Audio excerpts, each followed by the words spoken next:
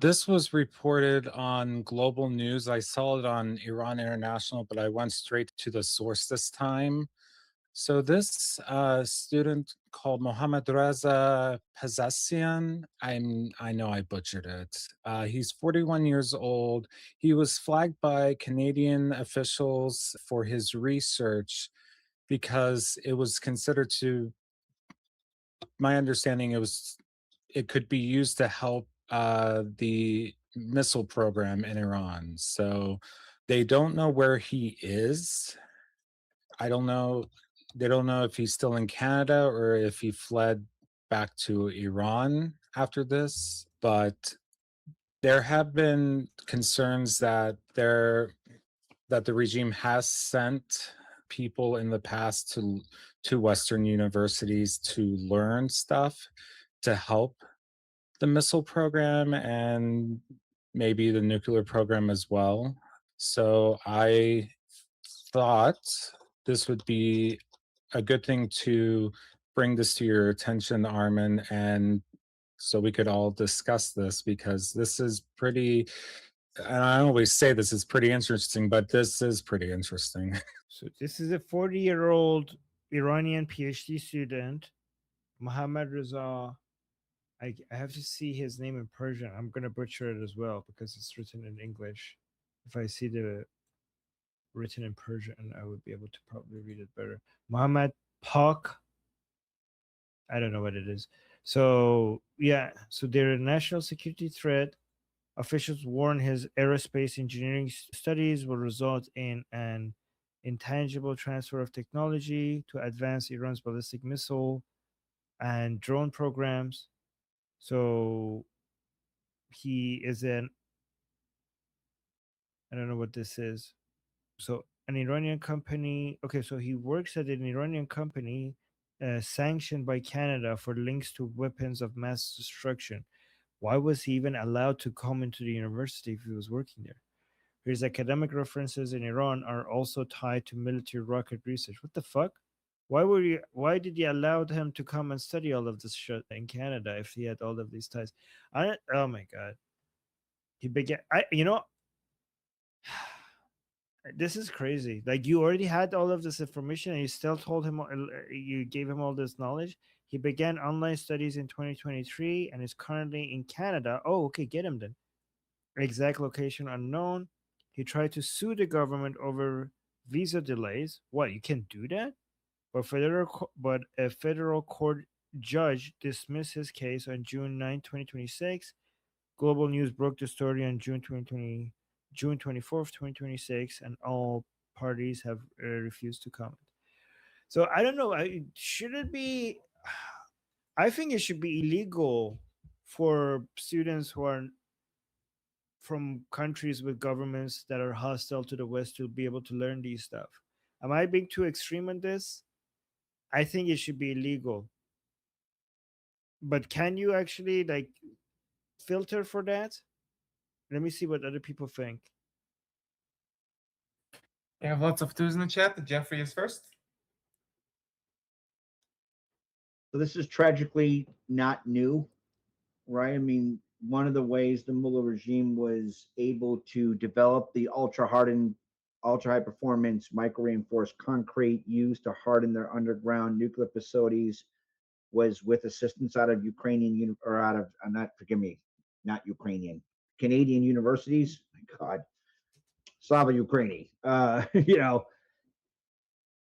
actually mentioned that to Frank Gaffney back in like 2012 at CPAC because he knew about the strategic dispersal, and we were dealing with the Mullah regime, the threat posed by the Mullah regime's nuclear program then, and all that. He didn't know about the ultra high performance concrete. I actually have that email still somewhere. So tragically, it's not new. As far as like, why did this happen? Armin, you know why, right? You have institutional capture of Western universities by a very radical leftist ideology that finds its origins in Soviet active measures that disproportionately targeted universities. They didn't just disappear or evaporate when the Soviet Union crumbled. They're still here, still doing the same stupid shit they were conditioned to do from the get-go. and their descendants are doing the same stupid shit. I mean, how do you think you had the import of the Red-Black Alliance? His Highness Mohammad Reza Pahlavi, the Shah, wonderful man that he was, sent Iranian students to Western universities unbeknownst to the fact they were hijacked by these radical left-wing freaks, and they came back conditioned with this nonsense, and they played a role in taking down the noble house of Pahlavi. Well, those fuckers are still here. Why do you think that you had hundreds of thousands of lunatics marching down the street one day, 24 hours, one day after the terrorist attack of October 7th, chanting about burning Jews in ovens and gassing them in fucking showers? That didn't just magically appear. That shit's still there. And our enemies fucking-lutely take advantage of the open, free nature of our universities, both to act as a beachhead for their strategic information influence operations and as a fucking facilitative conduit to steal any technology that they can get their grubby little fucking hands on. I mean, the FBI put out a 2011 report on this. It talked about how higher education is targeted. If I can find it, I'll share it. So yeah, man, that's tragically not uncommon. It's also why universities and education have to be liberated. There's no doubt about it. No doubt about it. Where do you think you get most of your pushback? Where do you think the Students for Justice in Transjordania, right? I'm not gonna no such thing as Palestine, comes from? They're a direct descendant of the Holy Land Foundation. They're all throughout our fucking universities, bro. A lot of them have organization operational ties to any number of hostile regimes that are either directly tied to or aligned with elements like the Mullah regime. I'll finish with this personal experience. So I went to a fucking panel at Syracuse, right? This is when I was doing my grad stuff there, like 2010. And it was on the issue of WikiLeaks. And, I'm like, they should have had a neoconservative there, even though I don't like Hillary Clinton. I fucking hate that bitch. And her bimbo, the clown looking syphilitic husband. He let my buddies die at Somalia when he denied him heavy armored and AC-130 gunship support and all the rest of that shit that I don't want to go through. I'll be agita.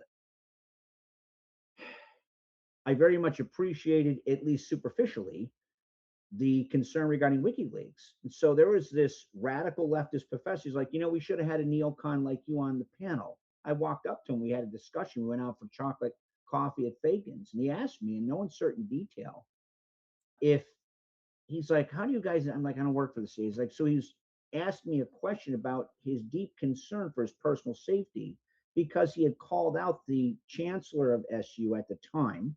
Her name is Chancellor Nancy Cantor, read closet man-hating dyke. It's okay, I got my gay card. I get to say that, right? Who very much a radical female supremacist, who he himself a Marxist. He was a fucking radical leftist. I mean, like, we didn't agree on shit, right? Absolutely called her out for how he called her a Stalinist and how she ran the university. And her response was to punish him by sending him to Iran on sabbatical. And he was terrified. He's like, what will happen? I'm like, shorthand, longhand. Shorthand, if they're the Mullah regime that illegally occupies Iran is going to show you what they want you to see and use you as an unwitting conduit to push for their disinformation here. Longhand, you see shit you're not supposed to see, they'll fucking keep you there. And they don't give a flying hobo, dick cheese, sweet and sour kung pao chicken fuck what the State Department, especially under that Obama's administration, think about it. Yeah. What's my point? My point is, tragically, in response to your question, how the fuck did they allow this asshole to come there? Because you have universities that have been captured by an ideology that views the Mullah regime as their fucking ally. And they misuse their position of responsibility as one of ideological privilege to fucking operationalize their sedition. That's why. Thank you, Jeffrey. Next response is from Jose. And it's not just the Iranians or the Muslims coming in. The Chinese are doing the same thing, except they're getting training so they can go through customs. Okay, here's the problem. Most of the time when they come back, the people that they're going through have a full dossier of what they studied, and all they have to do is not mention a course, and they're picked up, turned around, stick on an airplane, and sent right back to China. And these people are coming over to study the technology parts, the chips, that kind of stuff. So it's being used, and it's not just by them either. I would imagine a lot of countries are doing that kind of shit because we might have the best educational system in the world.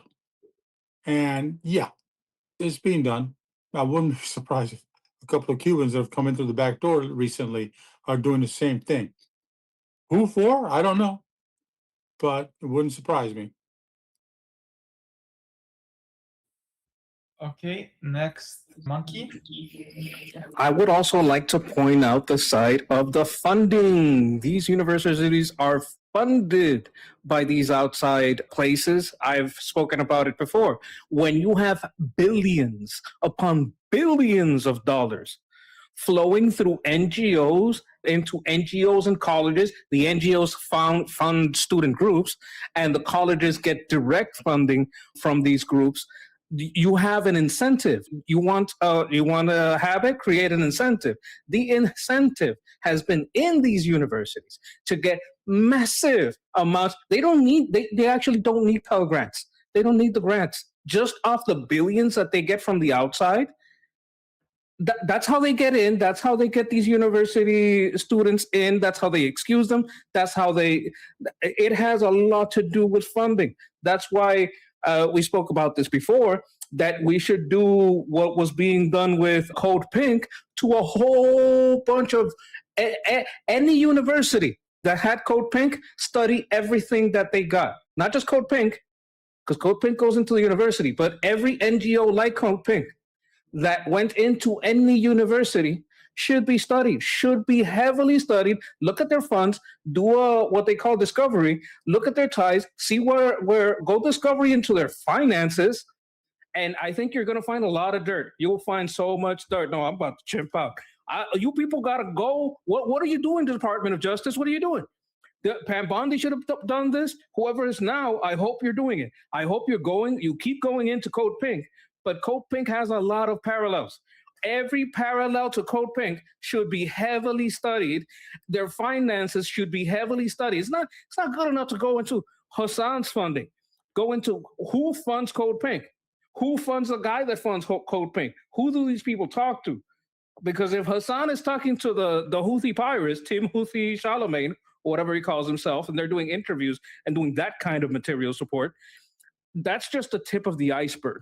What I'm suspecting is Code Pink is the tip of the iceberg. Hassan, the tip of the iceberg. These people are all over, and we're just noticing the more radical ones.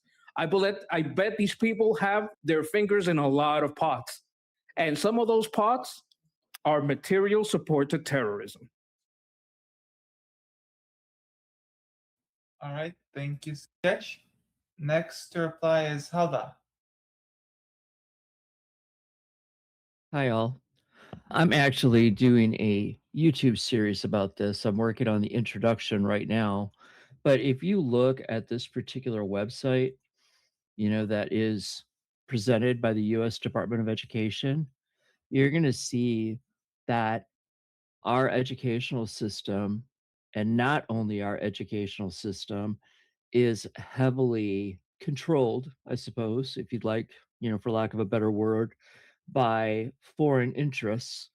And Qatar is at the top of the list, followed by China, then Germany, then Saudi Arabia. For example, Qatar during this period donated over $8.8 billion to higher education. And we also know that Qatar heavily influences diplomatic aspects, including lobbyists. So this is a real issue that we need to explore and address when it comes to, American politics. And just like what I mentioned, yesterday when I was talking about how I feel that our administration right now might possibly have a puppet master, I have to question if that puppet master is indeed the Middle East, talking about like Qatar, Saudi Arabia, etc. Anyway, that's all I have to say. Okay, thank you, Halda. And then next is Noah. Yeah, so to add on to what Jose said, China also the Chinese Communist Party funded these institutions at universities called Confucius Institutes, and they would heavily promote their ideology and stuff. And I think they're still around, to be honest, in the US, if I'm not mistaken. But also to add on as well, there when I was in university, there were a lot of Iranians at my university, and a lot of them were really awesome. Now, a lot of them wanted to be free, like they hated being there because of the regime and stuff. Maybe some of them were, secretly working for for the regime, but but to close out, it is a good idea, and we need to continue doing this to filter people so that we don't catch these people into our country, into the United States.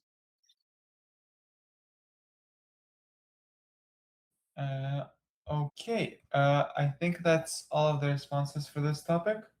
Do we have super chats? Yes, we do. Okay, so Selectivist with a super chat saying, I agree with Sam Harris on Trump, but he's inconsistent. He slams Trumpians for denying the problem, while he can't admit that Kamala was even worse.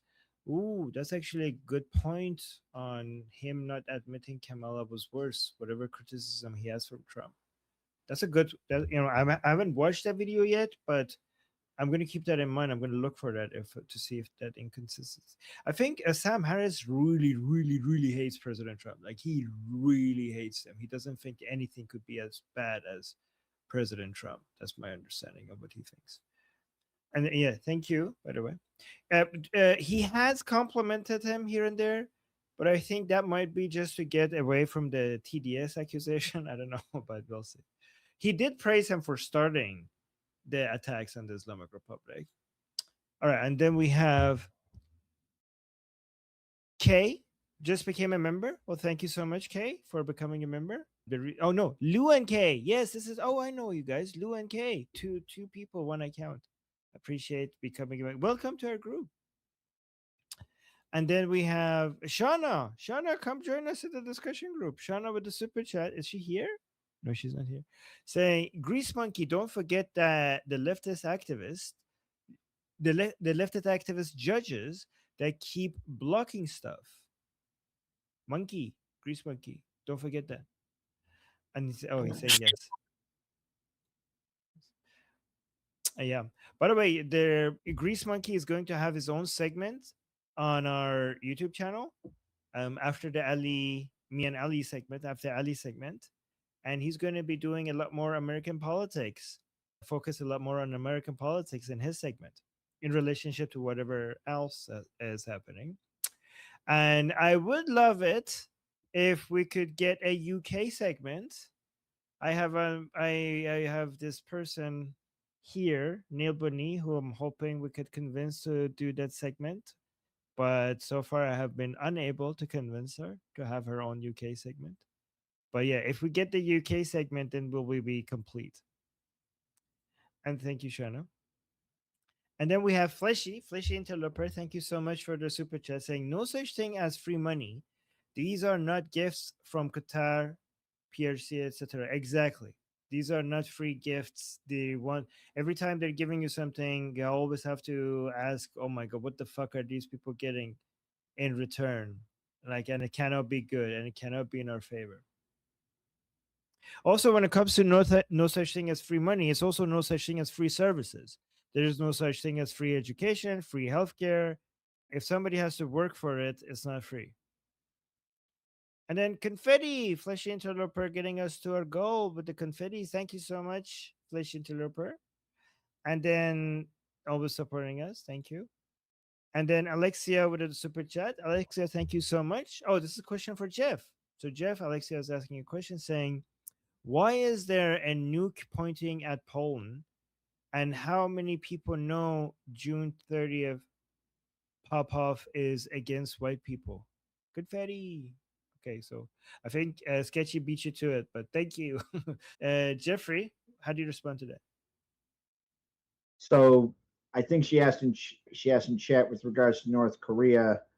Tragically, so North Korea is, if it is North Korea, and I understand your question correctly, North Korea is very much one of the proxies of the overall it's a member of the autocratic bloc and the proxies of Putin's criminalized counterintelligence state and Chinese Communist Party. And indeed, the North Korean regime is very much heavily involved in assisting both of those regimes. Tragically, Putin's criminalized counterintelligence state is not, it's not uncommon for his Hitlerian ass to threaten to nuke Polish children. I'll never forget when, this is going to go back to the Obama administration, all these other assholes.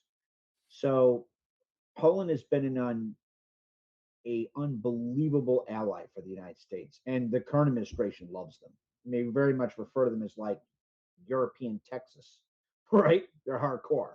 Part and parcel of a policy regarding our global missile defense system was to put specific ground-based radar inside Poland to guard against the Mullah regime threatening Europe with intermediate range and intercontinental range ballistic missiles and nuclear weapons, or weapons of mass destruction in general. You know, Putin had responded and said, if Poland accepts those radars inside Poland, he will retarget, he said it this way, retarget Russian H-bombs at Polish children. And Poland was like, fuck you. The US is our ally, and we're going to stand with them. Like, I cannot tell you how proud I was of our Polish allies. Tragically, Obama, that was during Bush, former President George W. Bush's administration. Obama fucked him and then said, yep, gonna pull the radar on fucking Poland. Okay, and then tried to, like, in as an afterthought, say, well, we're investing in sea-based mid-course. Yeah, it's a much more capable system. That said, part of the, our side of the alliance regarding Poland standing with us is like, yeah, we're going to build these radars in Poland, and it helps Polish economy. Polish economy. We should do that. That's our allies. Yeah, Obama didn't give a fuck. So all that to say, tragically, there's not like the history of Putin threatening Poland with nuclear weapons, either directly or vis-a-vis his proxies, is tragically not a one-off. As far as the EFF, which is a direct descendant of the ANC, read radical left-wing, like pro-Soviet terrorist organization that was in many ways headed up by Mandela, that fucking pig. I don't care. He's not South Africa's version of Martin Luther King at all. And their MK kinetic terrorist arm of the ANC, Mkanto We Says We, or the MK Spear of the Nation, are very much racist Afro-supremacists. They very much have a radical left-wing ideology. Their history has direct organization, operational ties with the Soviet Union's intelligence agencies, KGB and GRU, and they did indeed get training from the Soviet Union, and they have organization, operational ties with Putin's criminalized counterintelligence state and the IRGC, and to some degree the Chinese Communist Party, post-Soviet era. They are absolute bags of shit, and they are absolute racist, like racial-centered, fucking engage in racial-centered genocide, or at least would like to carry it out. And this 30th is very much a concern because of certain elements of the EFF and what they're going to kick off on the 30th. Just to let you know, my colleague asked about you. Get back to me in PM. Hopefully I answered your questions. Oh, real quick, as a quick PS, anybody who would like to see evidence of the ANC and MK's terrorist origins background, just look up Operation Mayabuye or the Church Street bombings or any other number of fucking examples. I mean, you just shake a stick, you'll hit something. All right, we got another super chat from Shauna saying, to be fair, I had Sam Harris derangement syndrome until recently. Oh, I would want to know what changed your opinion. That's interesting. Thank you, Shauna. Okay. Who's next? Samantha has the next topic about limits on free speech. Okay. Yeah. Also, just quickly on Sam Harris, he has called out like the left, saying that is a problem that the left just totally cannot acknowledge or have a rational conversation about like the problems with radical Islam, and that it is a problem that the left just labels any conversation around as just Islamophobia. But yeah, so I know you've said before that you consider yourself to be a free speech maximalist, but not a free. So before you start, I need to tell the editor this is to because you talked about Sam Harris, so this is the place it starts. Okay, go on. Sorry. Because when we make Okay, topics, so- it's going to be very difficult for our editor to figure out where to start. Yeah, but go on. So I know before you said that you consider yourself to be a free speech maximalist, but not a free speech absolutist. If please don't get mad, but if you don't believe, if someone were to, let's say, make a post on Twitter saying that they're going to shoot up their local elementary school, if you think the police should intervene, can you just reassure me that you think the police should intervene? And if you don't think that, can you not yell at me and explain why you think people should be allowed to say that on Twitter with no police intervention? Okay, I think the police should intervene in that when it's a direct incitement to violence. That's a limitation of free speech. I think the police should go arrest the people who are doing that incitement to violence.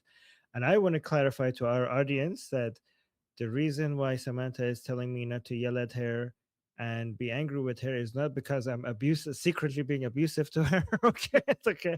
The reason is that she has trauma with the cult that she used to be in, because the way the way that you keep asking me to not be angry with you and not yell at you, people are gonna be like, "Holy shit! Like, how's Armin treating people?" Okay, I never yelled at Samantha. Okay, so okay. I mean, have I yelled at you? Like, I think I've never yelled at you. No, but I mean, I've been yelled at by a lot of. I've been through like Maoist self-critique sessions. Yeah, okay. I just want to make sure people don't think like I'm being this abusive piece of shit to you, and that's why you're so scared of me every time. Okay, so this is like not me. I'm afraid of everyone. I am less afraid of Armin than I am the average person, but I am afraid of everyone, including Armin. Okay. Well, hopefully we can help you recover from that trauma. Okay. But okay, what do you think about my answer? Like, that's why I call myself a free speech maximalist. I don't call myself as free speech absolutist. Though that example is one of those examples. If it's a direct threat of violence, it should be illegal. Incitement to violence. Yeah, good answer. Thank you. Okay. Any follow-up thoughts or questions? No. So I can give you some other examples that I think should be illegal as speech.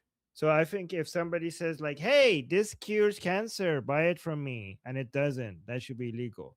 You come in like, "Well, this is my free speech to say that." No, that's a crime. That's fraud. Fraud is a limitation to free speech.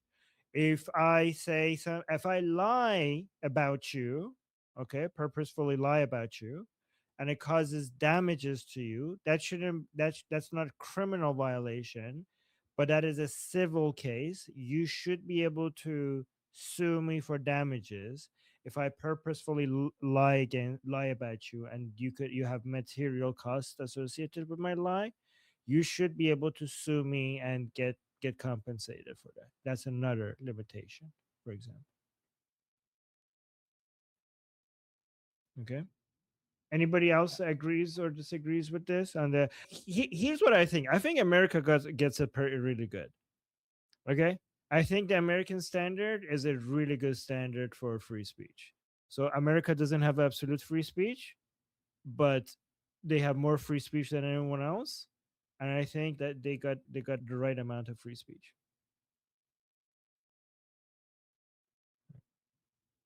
Okay, Jose is next. Good to see you, Samantha. And for everybody listening in, Armin does not abuse Samantha. She's very well loved by the forum. Armin's correct. Threatening someone, like threatening to do a school shooting, threatening the President of the United States, President, anyone in Congress, threatening anyone to do bodily harm is not covered under free speech. And the other example he gave, it's just one simple word. It's called slander. And you're welcome to defend yourself all you want against slander. It's not as easy to do as you might think, but it can be done. So yeah, there are obvious limits to free speech. Okay, and you're not wrong in asking. Good job. Thank you. Thank you, Jose. Thank you, Jose. Let's go next to Monkey. There is also self-harm. A person that is posting about self-harm, they won't be arrested for it, but there will be an intervention just to save that life. And fraud, slander, threats, incitement to violence. It's not just a threat of death. It's a threat of doing damage, damage to someone's home that could hurt the people inside. I don't want to be too specific, but you guys kind of get where I'm going with this. There's certain things that you can't call in a threat to a place. Call in that kind of threat. It doesn't just have to be an individual. You could threaten a location. There's different types of threats. You can't. Anything that's a threat is a problem, because a threat it's very, very specific, because you have to take it seriously. I also like to point out that this has changed. All right, George Carlin got arrested for speech, right? Oh. Speech also depends on where it is. People make the mistake and say, oh, there's free speech. There's free speech in the commons. That doesn't mean that you have free speech on somebody else's platform. It doesn't mean that you have free speech on some federal networks. It doesn't mean that you can just talk in any radio channel like CB. There are limits to speech, but some of them are institutional, and some of them are property-based. Property rights make it so that free speech is very, very much a thing of the commons.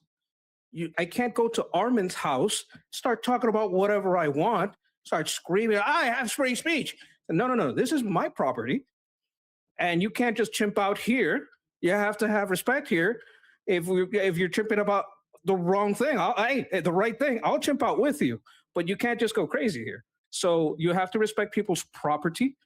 Some people get arrested because they're having a free speech moment, but they're doing it in a gas station, they're doing it in a restaurant, they're doing it in the wrong place. So there is a matter of where free speech happens, because just because you can't go into some places, and especially private places, and just declare like, no, I have free speech, I can do whatever I want. There is limits on that. And there's nuance, and that nuance, and being able to discuss that nuance and the changing nature of it is one of the things that makes America a great place. Because during the time of the founding fathers, some of the things that you can say now will get you arrested. So that goes a lot into case precedent. And I'm no expert on the law. I would leave this to more of a legal scholar, a constitutional scholar, to speak on this. But there's nuances to this. But you don't have free speech. Like sometimes when we're here on YouTube, we're going to think, oh, I can say whatever I want. No, you can't, because YouTube is not the commons. So we have to be careful. Thank you, Monkey. Nail Bunny is next to respond. Yeah, that's not exactly what you put in the chat, Samantha. You didn't say intervene, and you didn't say it was a specific threat. Okay, so you're being a bit disingenuous with this. So you said that they were talking about shooting up a school. They should be in jail. They should be thrown in prison for that. That's what you wrote. And I said, no, that isn't enough. That's not incitement. It isn't. Sorry, that's not the definition of incitement. But saying you're going to specifically do something, yeah, the police should probably intervene with that by going and finding out who you are and questioning you.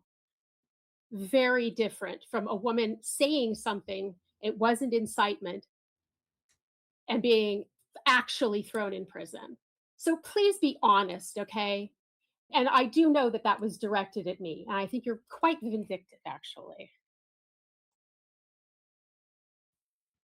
Okay, Armin has another response. Yeah, so free speech, like what Monkey, again, I have to learn saying Monkey, not Sketch. Okay, what Monkey saying reminded me of also mentioning to people that free speech does not mean that you have the right to an audience. Okay, a lot of people think free speech means that they should be able to have access to other people's audiences. Like I should, like, oh, you're not inviting me to this platform for me to be able to talk to them. That's a violation of my free speech. It's not. You get to say it whatever, in other places, as long as it's not someone's private property that they disagree with you, they don't want you to say. You could say it in there are many. You don't have a right to a platform, and you don't have a right to an audience. A lot of people confuse freedom of speech with right to an audience and a right to a platform. I have my freedom of speech, so I should be able to say it on your platform. No, this is my platform. You don't get to decide what gets said on my platform. I have free speech, then you should give me access to this audience so that they hear what I have to say. No, I created this audience. I brought this audience here. It's my audience. You don't get to have access to them just because you have free speech. Private property, like Monkey was talking about, private property, if it's someone's private property, they have their own rules in that private property. We're talking about government rules. Okay, government rules does not say that my private property, like if you want to come and read the Communist Manifesto for bedtime to my kids before they go to sleep, I get to say, no, please leave my house. And if you don't, then I could, I don't know, contact the cops to come take you out. Also, free speech doesn't mean freedom from consequences, all consequences of speech. It only means freedom from legal and government consequences, right? So freedom of speech means that when I say something, these things won't happen. These things shouldn't happen. It means that I shouldn't get arrested. I shouldn't get killed by the government. I shouldn't get tortured by the government. I shouldn't get fined by the government. And I shouldn't lose my protection or rights because of what I'm saying from the government. It's all about the government. Freedom of speech doesn't mean that I shouldn't get fired for what I say. Okay, because if you say something and your employer doesn't like it, them firing you is also their freedom of expression. Because you might say something and your employer might be like, well, I don't like somebody who has this opinion working for me. So they could fire you for that. That if they fire you for what you're saying, that's not a violation of your freedom of speech. Just wanted to add all of that. My name is Armin Navabi. I'm an Iranian political analyst with decades of experience fighting the Islamic regime inside and outside of Iran. Make sure you follow me for more, and also make sure you join our discussion group. I'm there almost every single day. Come talk to me there and the rest of the people there in our group calls. It's a great place to meet and talk to people who like talking about politics. The link is in the description and or in the bio. You could also get there by scanning the QR code on the screen. See you there.